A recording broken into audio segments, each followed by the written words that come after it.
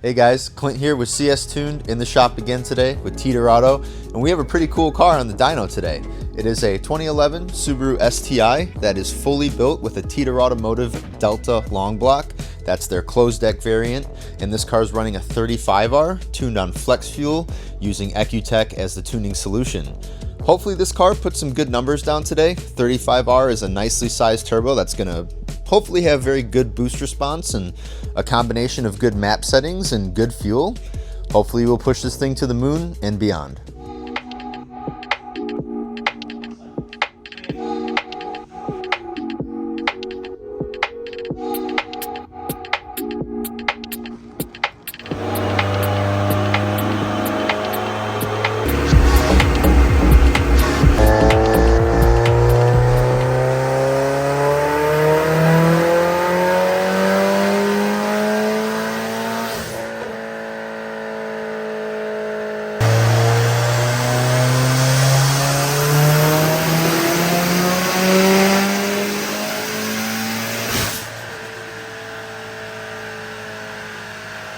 Just finished up the dyno tune on this GR chassis STI, fully built with a 35R.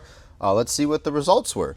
So we have two maps on here. We mapped the car first on 93 octane E10, and the car made on our max power pull 403 wheel horsepower and 395 foot-pounds of torque, or thereabout.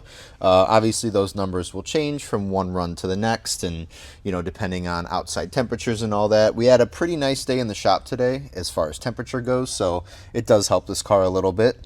And then when we mapped the car on around an E60 blend, we have our horsepower sitting around 499.84, more or less 500 per se, and about 480, in this case 479 foot-pounds of torque, which is pretty good for a setup like this.